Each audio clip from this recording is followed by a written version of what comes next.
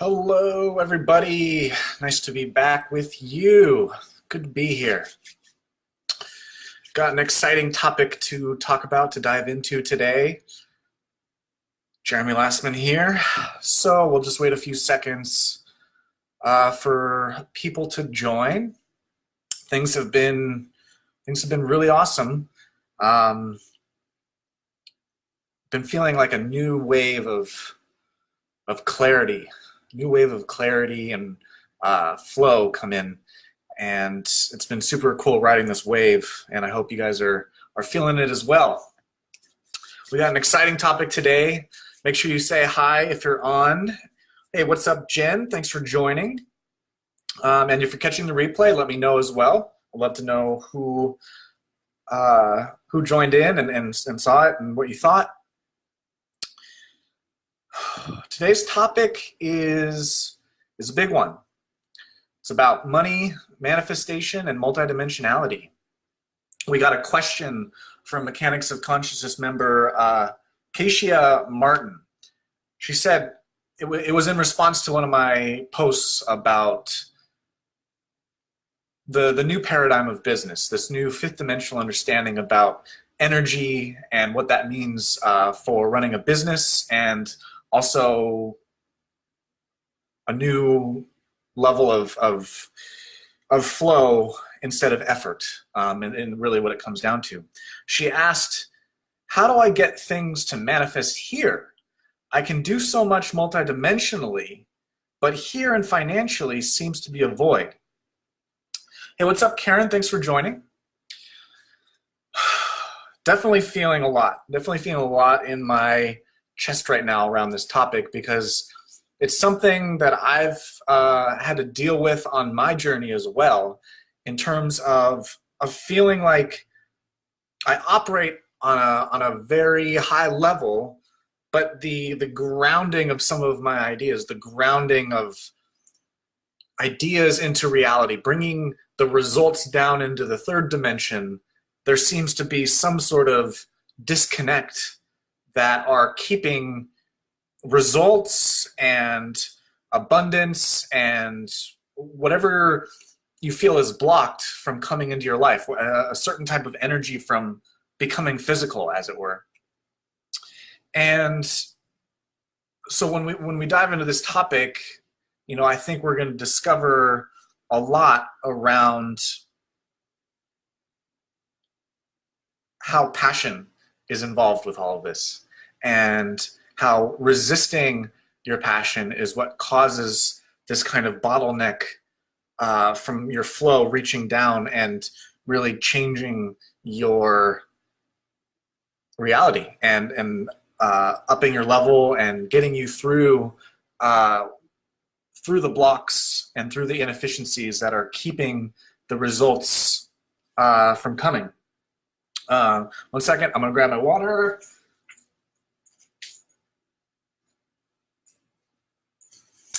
All right. Need to stay hydrated. So I'm just gonna take a few seconds, and if you want to join in with me with a little bit of like presence meditation, silence, and connection, so that you can be grounded with me, and so you can be open and receiving to the stream.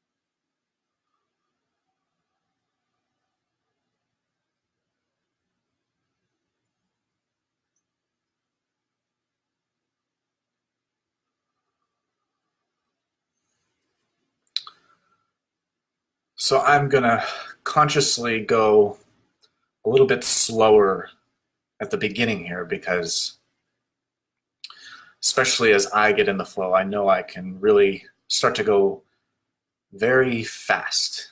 And I just want to consciously take a moment at the beginning to mindfully go at a slower pace and really connect with the information that wants to come through.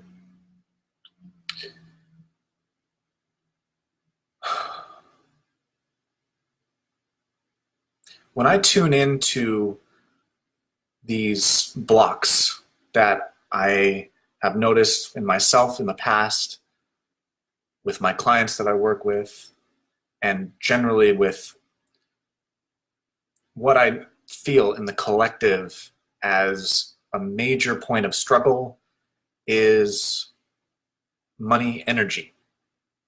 Connecting your wisdom and your intelligence and your passion and your awareness of who you are to money energy. Money is a topic that causes a lot of struggle, a lot of emotional turmoil for people. It is the thing that is so enmeshed in our reality that is closely linked with our identity. We're raised and conditioned to feel that money and identity are entangled. They're closely intertwined with one another. And this causes stress, it causes anxiety, and it causes depression and suicidal thoughts on its worst downward spiral. Because it's such an emotionally charged physical representation of our alignment with the flow of abundance and the flow and connection to infinite source energy that we have. So even when you have a multidimensional understanding about how reality works and the mechanics of consciousness, there is still this gap or delay, perhaps, that keeps the flow of money from really opening up as wide as it could, the channel of it, the streams of it, from coming to you more efficiently and in higher amounts.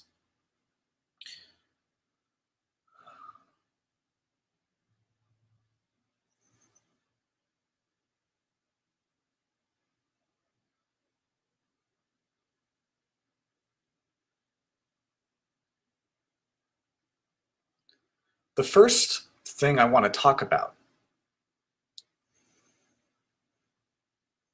is stories. The story and the emotional charge of your story.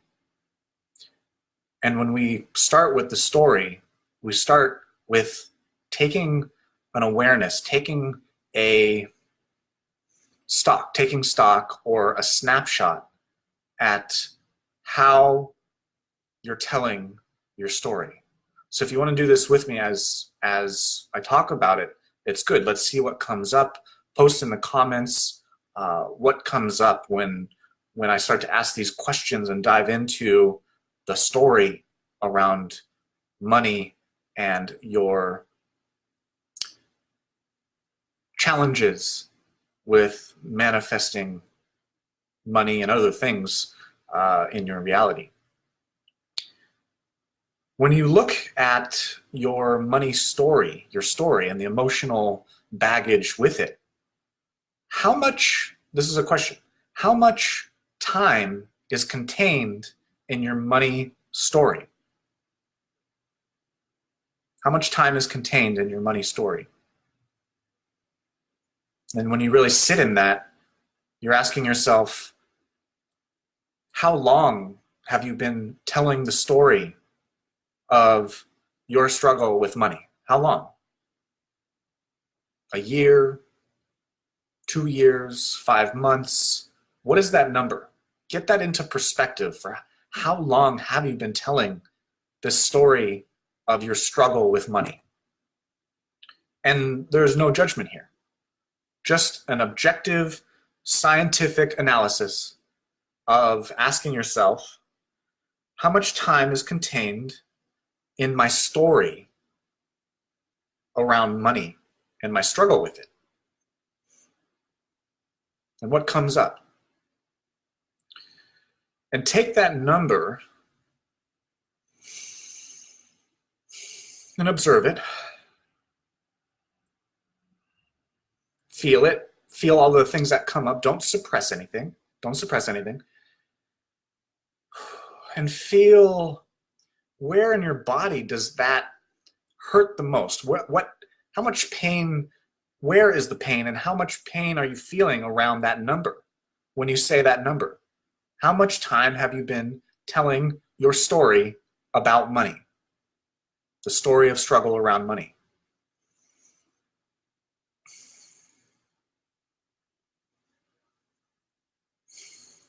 So for example, let's say 5 years. I've been telling this story around money, the story of my struggle with money for 5 years. We're not doing anything yet, just feeling what that feels like. Where in your body do you feel that? Where in your body does that like hurt your, like tighten up, tension? And now look at it. Look at what this thing looks like.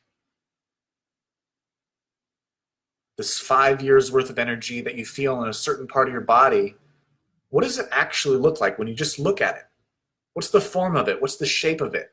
What's the size of it?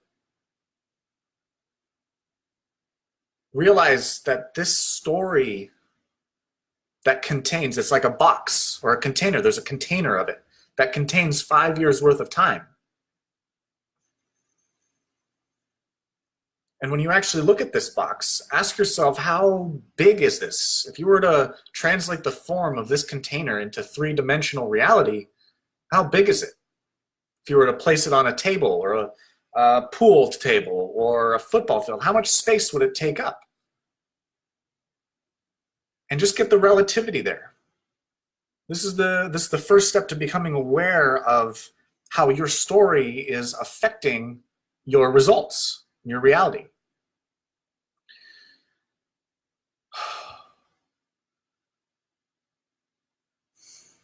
And now ask yourself, does this story resonate with you anymore?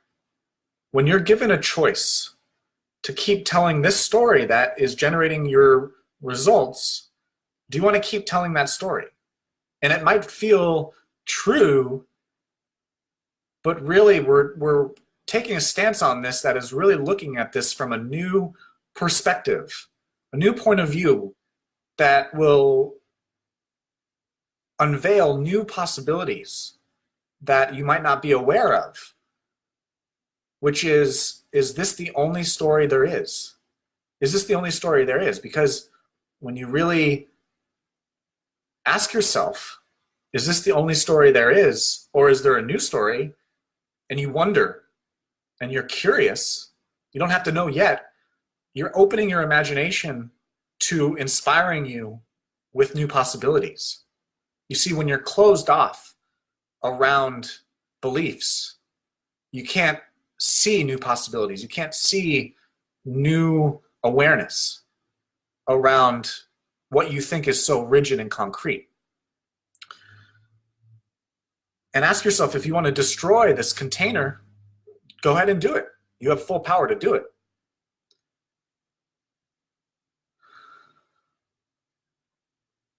Just feel how much relief would be available if you just destroyed it.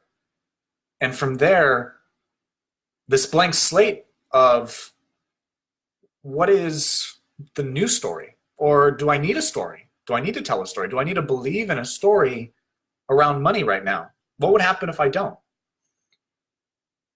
And I can tell you, when I started doing this, I started to see a lot of movement. I started to see a lot more open up in terms of being available for new ideas.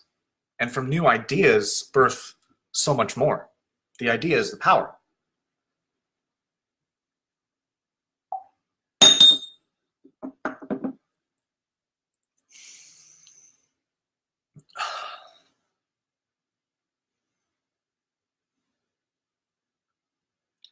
So the first phase of this, stage, phase, whatever you want to call it, is the story. Once you do a little bit of practice on finding out how automatically and unconsciously you're telling this story, all of a sudden you're starting to elevate outside or above the frequency that that story was holding. That story is being told on a very low frequency. The story of struggle is a very low frequency. Once you step out, get a big picture view of the awareness and the consciousness of this story, new choices are available, as you discovered there. Once we move from the story into the next phase, we start to understand the mechanisms that money is connected to in our mental state, mental, emotional, the blur, the blending of mental and emotional. Once we have the awareness of the story and we start to be open to telling a new story, we start to ask questions about what is actually money. Because the story we were given from our parents, from society, from the media, from our friends, we're realizing that's not the only story. There are more stories out there, and there are new paradigms in which you can play a game that is more fun to you around money.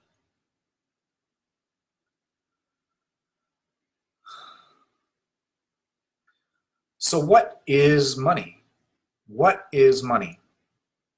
Money is energy, and I'm sure many of you have heard that if you're more spiritually inclined. Money is energy.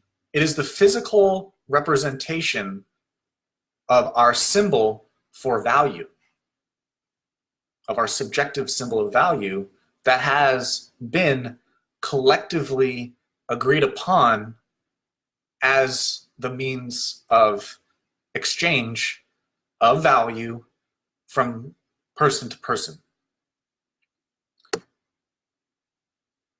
Money is not evil. You probably know that as well. Money is not evil. It is a tool. It is a tool. And it is a symbol that a lot of us use for freedom.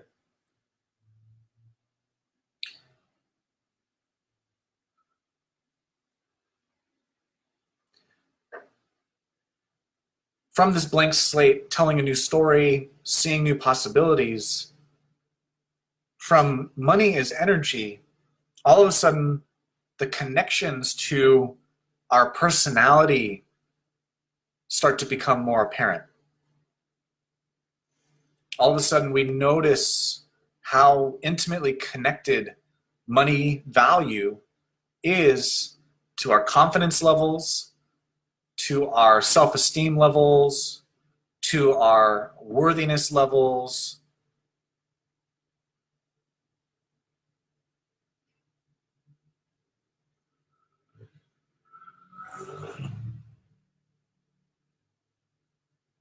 And to our overall passion levels.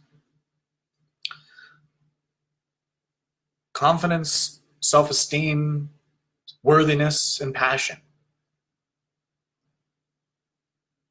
Money is energy.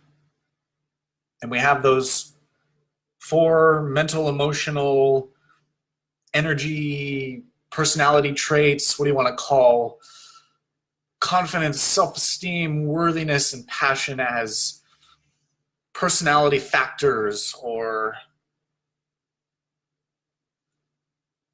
emotional guidance. There's probably a word I'm missing there in terms of talking about those things as tangible entities that we relate to, that we have a relationship with, that inform our level of confidence. They build us. They are our image. They are our identity, our personality traits, our power levels.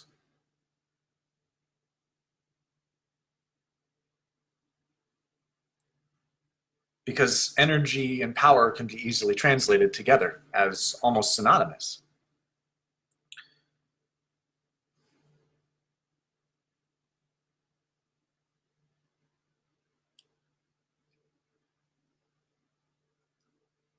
So let's work our way from the top down. We're going top down, funneling down. At the top is pure energy, source energy. And this is a unity of a singular energy. This is the source. This is the infinite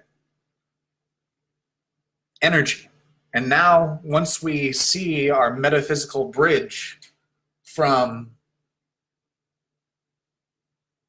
metaphysical to physical, we can start to see the translation of energy to money energy. Money is energy. We're seeing how the metaphysical becomes physical as the representation of energetic exchange, which that is all money is the representation of energy exchange. I give you money for your time. I give you money for your expertise. I give you money for a service. I give you money for a product. And the energy that went into that product, or the energy of the time that you're giving, is what you're being reciprocated for, value to value, equivalent exchange.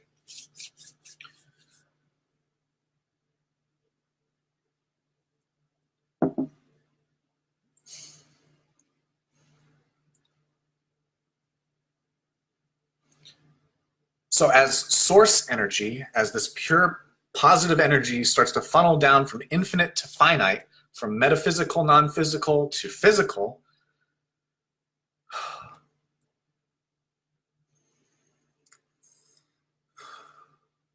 energy becomes form.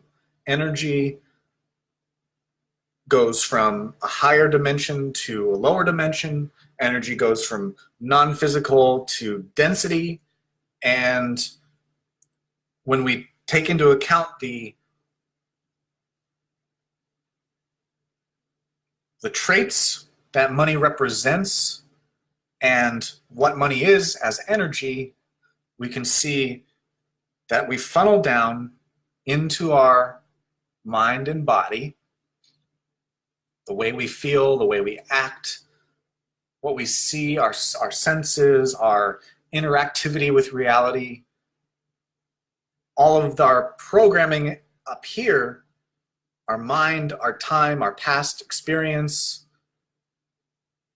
informs our level of confidence, worthiness, self-esteem, and passion.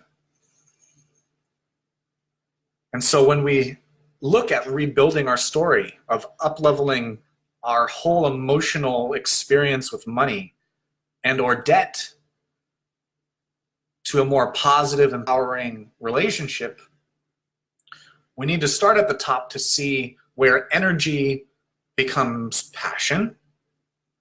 So it's just crossed that non-physical to physical wall bridge. It's right in the middle there. That's where passion is. And all of a sudden, passion energy, which is as close to oneness as you can get, this is the closest to pure energy that you can get.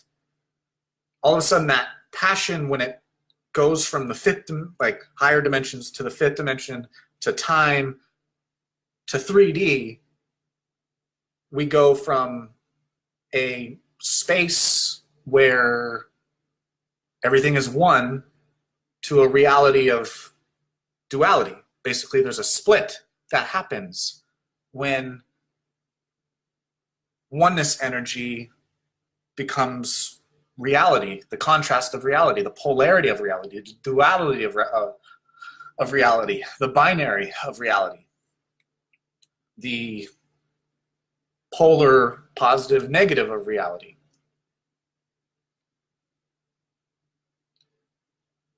And I like to represent that split as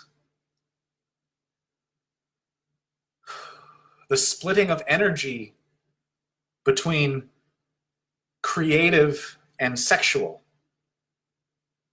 That's where passion meets. is at the intersection of creative and sexual energy. It rides that razor's edge fine line between the two.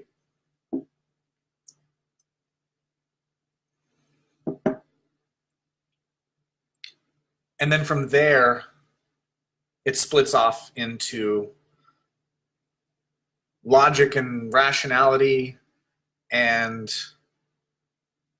irrational, creative, left brain, right brain. That's kind of the illustration that I'm trying to paint is passion energy becomes split into creative and sexual, and our 3D brains separate things into left brain logic and right brain emotion. And we can start to see the reverse pyramid funnel of infinite energy down and channeling down into our mind and into body and physical form. Hey, what's up, Carrie? Thanks for joining. And is it? I don't know if it's Juliana or Juliana. Nice to have you guys. Thanks for joining. Let me know what kind of questions you have about these topics, and I'll be sure to answer them. But I'm kind of streaming some cool stuff right now, so let's continue on.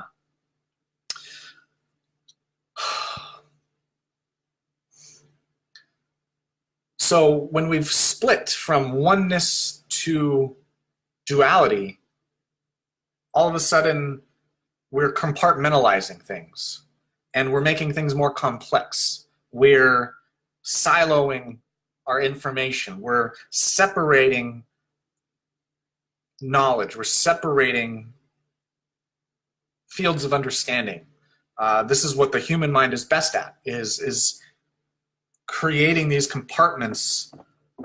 For example, science, philosophy, spirituality, and whatnot, that allow us to formulate some sort of order within the chaos of the universe.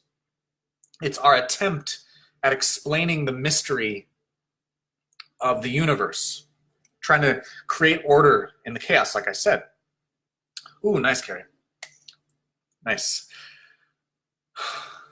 And when we do this, when we create these separations, what does that really mean? If you're to look at this in a river, ocean, river, stream image, painting, scene, when we talk about flow, when we talk about energy flowing, what does separation, compartmentalization actually do? It creates these obstructions of your flow.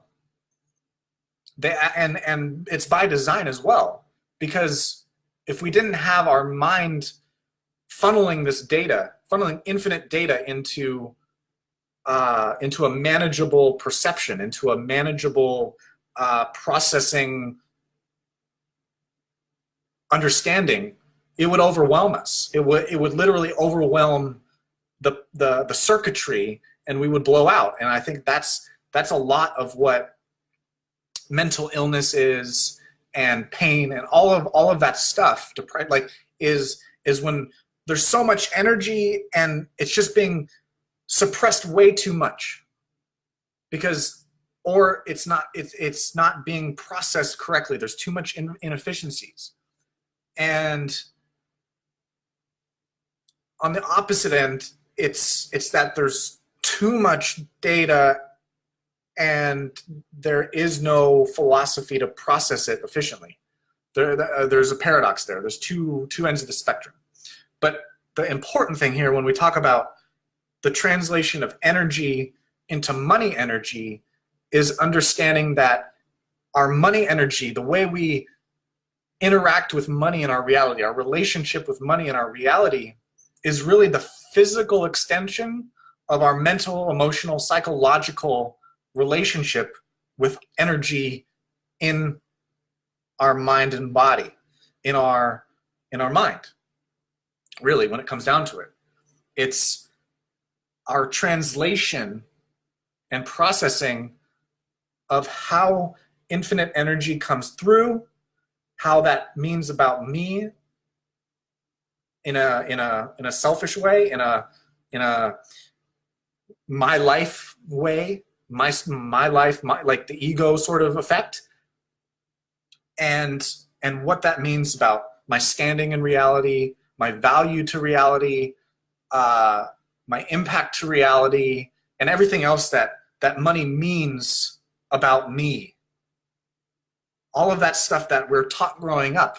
And that's all of that compartmentalization. That's all the levels. It's all the comparisons. You get what I'm saying? And all of that stuff that gets, all that bullshit that gets piled onto us when we were kids, and everything that we're sensitive to, from the super rich guy that we're neighbors with, or the homeless guy on the street, all of that stuff informs, it sends us data growing up that's telling us stuff about what money means about me, what I want, how much money I want, how much money I need, how much money I'm allowed to accrue, how much money I'm allowed to spend, all of our parents' things about allowance, and what they bought us, what they didn't buy us, what we weren't allowed to have.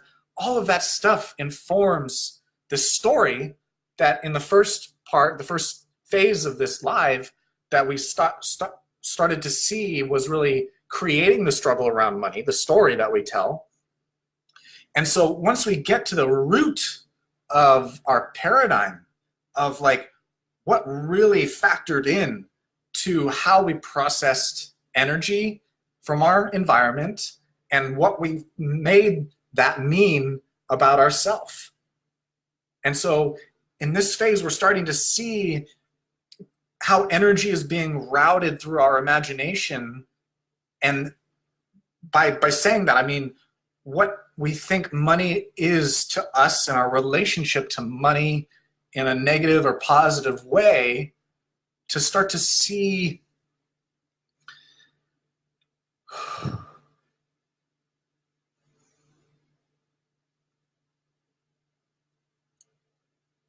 that money is so intimately connected with confidence, with self-worth, with self-value, self-esteem, and passion. We start to see why and how and where and what really turned down the volume on that stuff growing up. What informed our confidence levels? What informed our self-worthiness levels? What were our parents' self-esteem levels? How much passion were we allowed to express? Did we have to suppress it in order to fit in? Did we have to repress it in order to please people?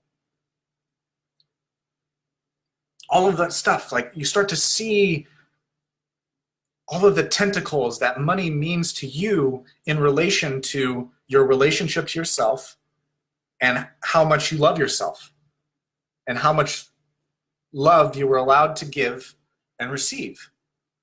And this is where we hit an important point. So phase one was the story, seeing how much time our money struggle story contained. From there, we get an area, we get a higher awareness of our choices, of new ideas. From there, we see the mental, emotional, psychological connections when infinite source energy translates to physical money representation energy in reality.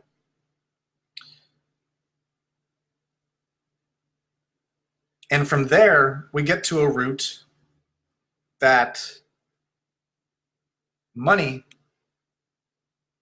energy, is intimately connected with our concept of love.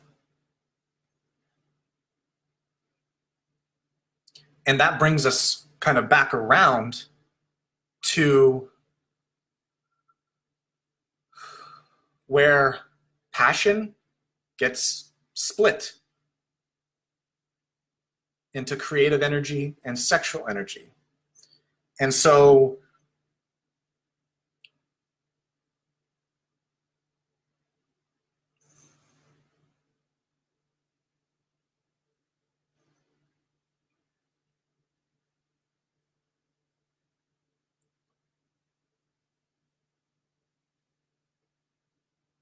when we can feel this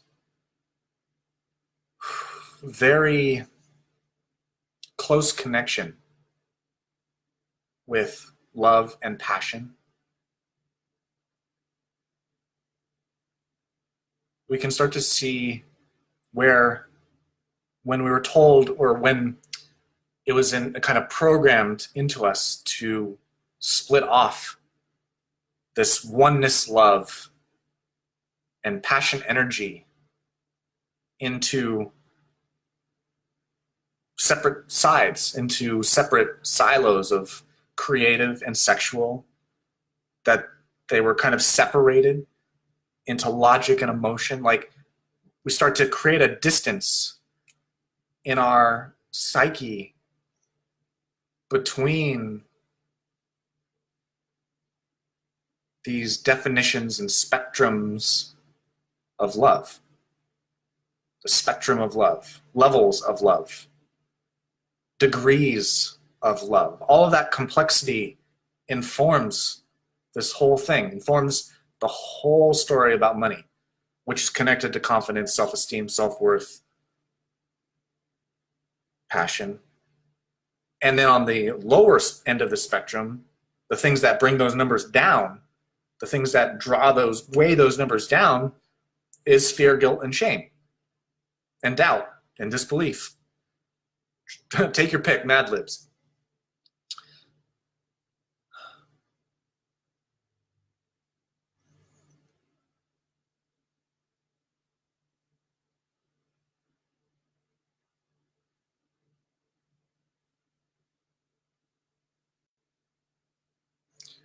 So when we focus on, instead of money, we're going to the metaphysical side, to the invisible, to the non-physical,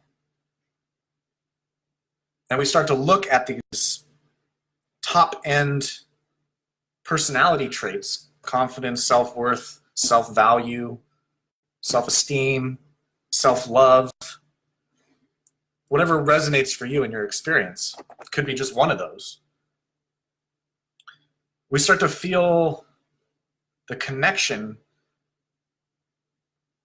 between what is happening in our reality around money and where those numbers are being kept low.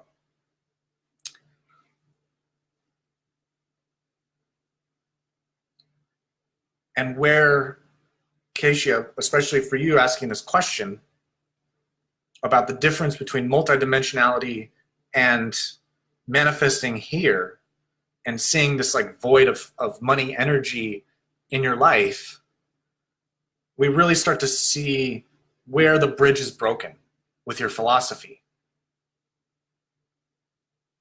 Where the bridge between your awareness of abundance and infinite energy in the multidimensional realm, where everything is one, there's no separation, there's no distance, it's all there in a quantum multiverse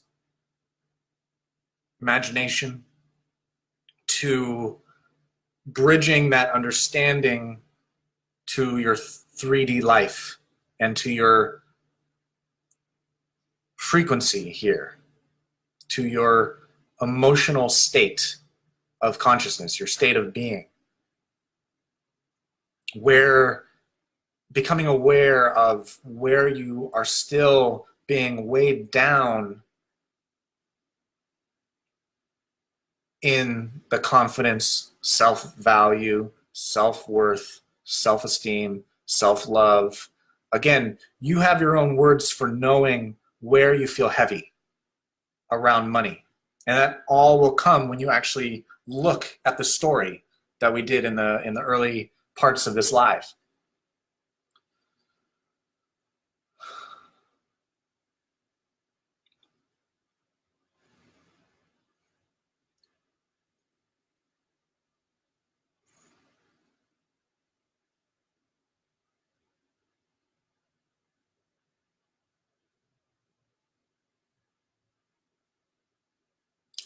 The bridge that I'm talking about is actually the connection that you have to create again.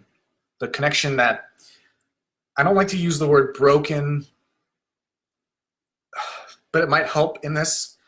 The connection that bridges your passion from the multidimensional to the third dimension.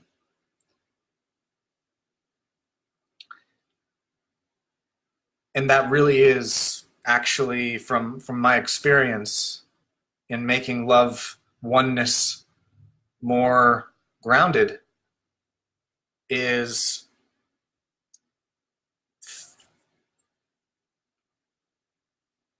bridging, fixing the bridge between your creative energy and your sexual energy, which is not going to feel allowed or possible if you have guilt and shame and fear disrupting that signal.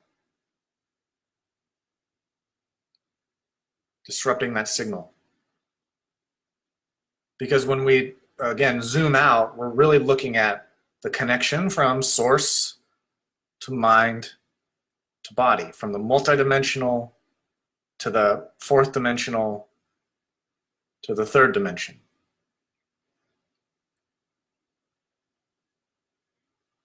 It's a link.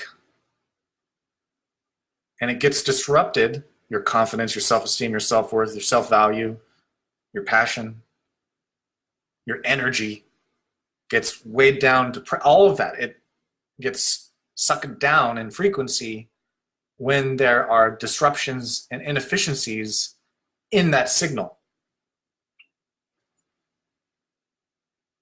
And so when you look at what is weighing down confidence, what is weighing down, usually it's fear. What is weighing down self-worth? Let me see if I can get this right, or to feel good. What is usually weighing down confidence in terms of like thinking about it like holding a weight down there? It's usually fear. What is usually weighing down self-worth? Feeling of like, I am worth a lot, is usually shame. And this is all subjective, of course. I'm just kind of flowing right now. So shame is like, I am bad.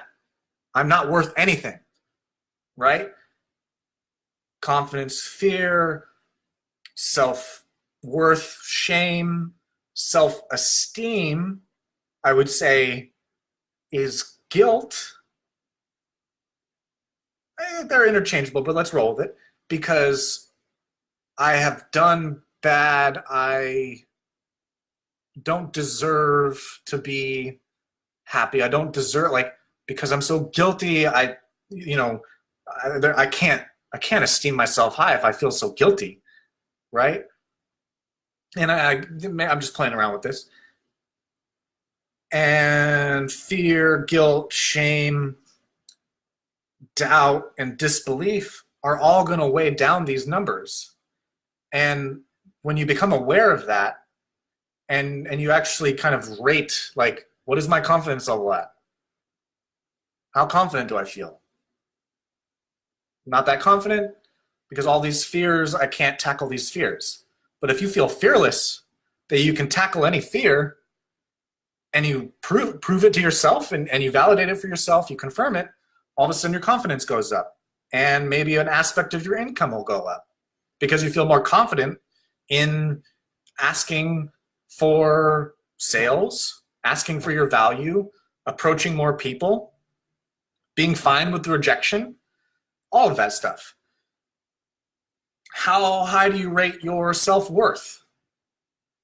Do you like the number of your per hour rate? Does it excite you? Is it at the edge of your comfort zone and you are challenged? It keeps you in flow to sell it? Are you making the number that you want?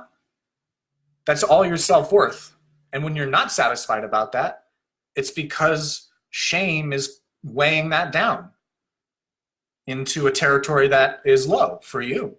And there's no judgment. It's all subjective. Whatever you feel, you're at.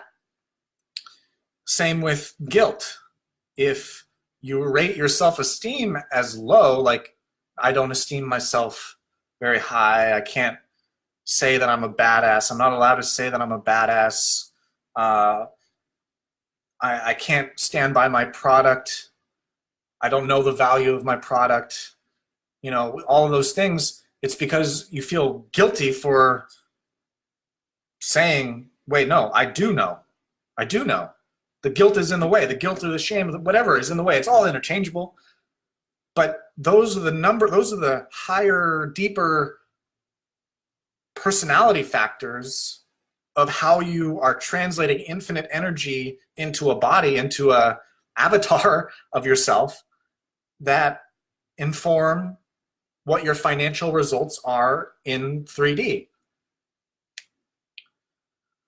Comments. Carrie says, will you speak to how this works in relationships, bringing dollars in and receiving when husband and wife are on different levels of consciousness?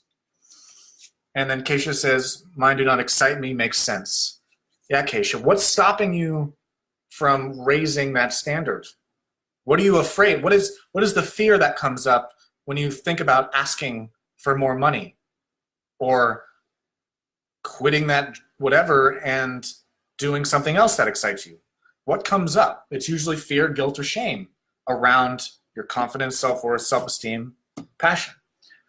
So Carrie, how it works in relationship, bringing in dollars in and receiving when husband and wife are on different levels of consciousness. The question that I would pose, Carrie, is, are you partners in the business as well? Because without like a business, I'm assuming there's a business here, and what'll clear this up for you in terms of husband and wife being on different levels is, first of all, realize how subjective and arbitrary the meaning behind levels means. I know we use levels in terms of frequency and spiritual development and all of that stuff, but the more you assign like a conclusion about what this means, the more it'll keep things separated. And we're looking for a unity here first. So once you do that, and you can actually zoom out and look at the business as the entity and not the people, that the results, the relationship is there, but it's really about the entity, the business entity consciousness that you're connected to. The more that you can shift your focus to that, which is the multidimensional 5D structure, the more clear your business will be and the more brightly lit it'll be to reality. Oh, sorry, Keisha, my bad. Okay. So the phase 1 story, the phase 2 was, what am I calling it? Getting lost. What do I call it? I called it, I don't remember now. The story, then it was the routing of energy and your personality. And now we were shifting into building the bridge again. So we're aware how much our story was creating the lack and the struggle, to seeing the struggle from a new perspective, creating new choices and possibilities, to rebuilding the bridge based off of new understanding and new paradigm, trust and love with the universe, with whatever you call it.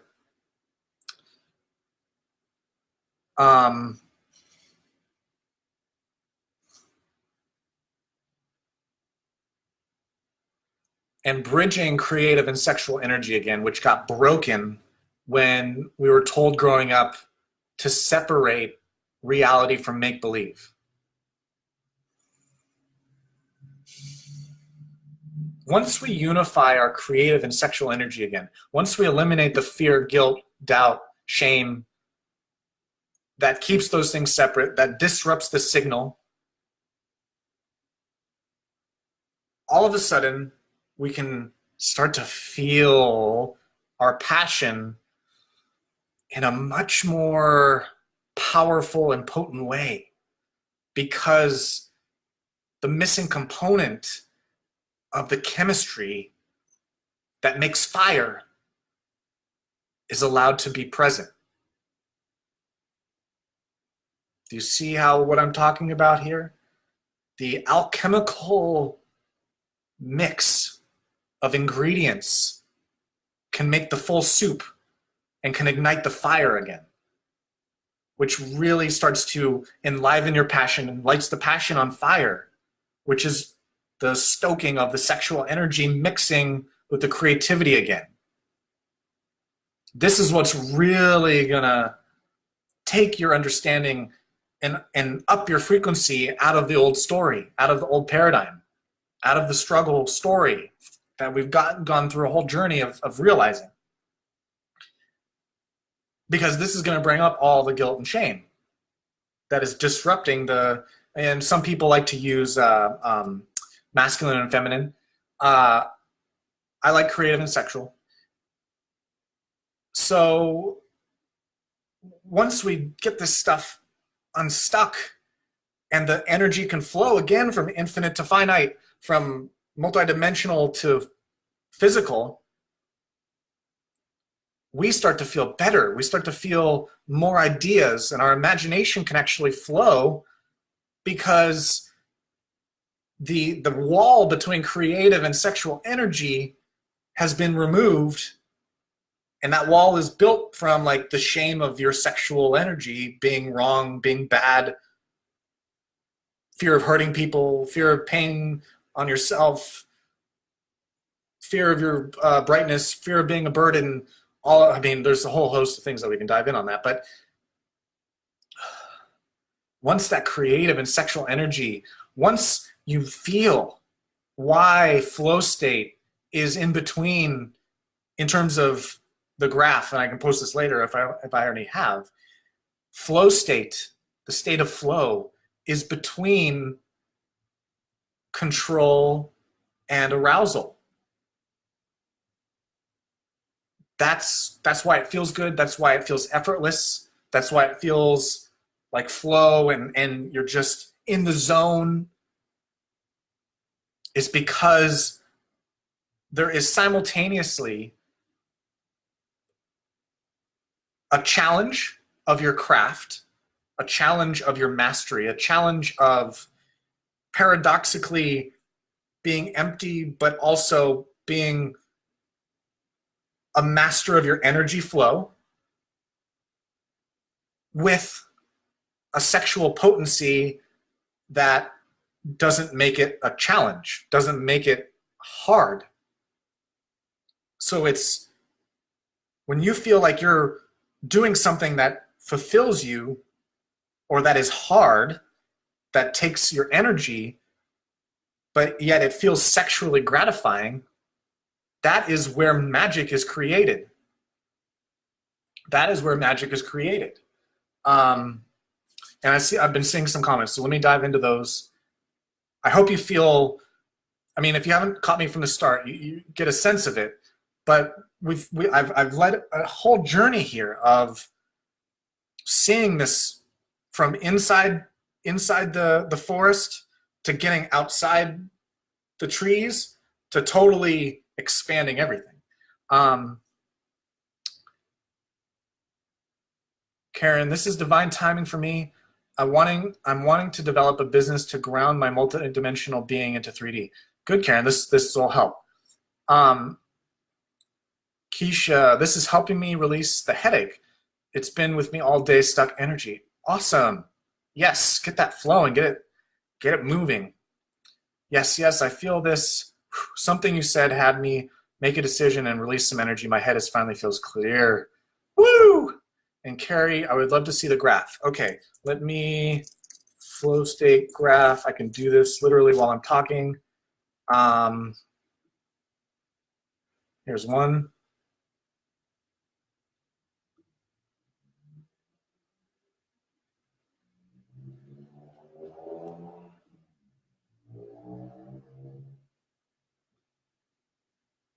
Stand by.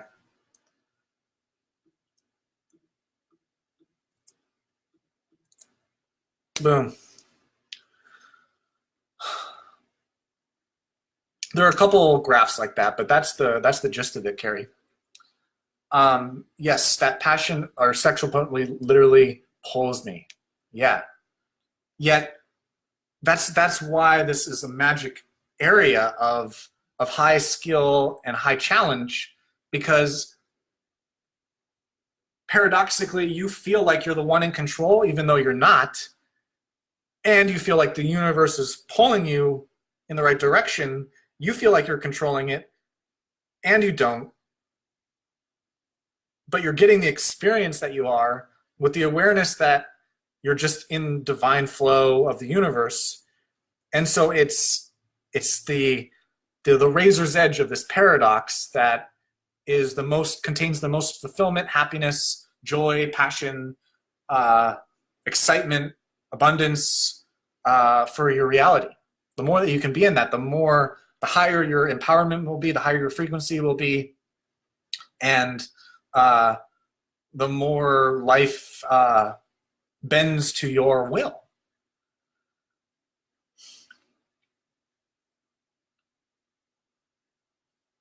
Cool.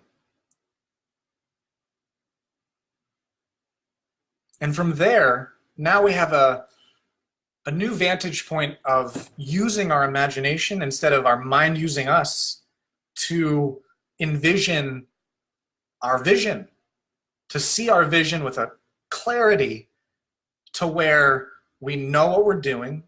We know that if we follow our excitement, everything will happen for us, that my world is always taking care of me.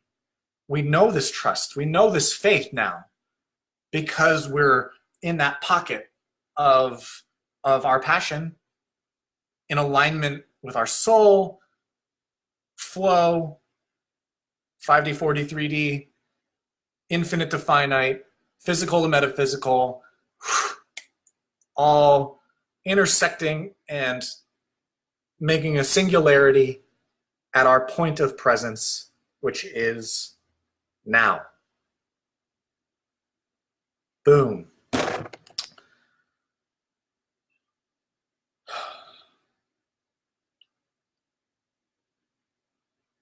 Is there any questions? Otherwise, I think that was awesome. I really love that. Thank you, Keisha, for your vulnerability to pose that question and to to have your life kind of to tell that story and ask that question and to be authentic about that. It created an awesome Facebook Live. So if there are any last questions, you're welcome, Karen. Awesome, Keisha. Carrie, it's magically delicious. I love Lucky Charms. All right. Thank you very much, guys. My name is Jeremy Lassman, and stay curious, be passionate, and always imagine outside that box. Talk to you later. Bye.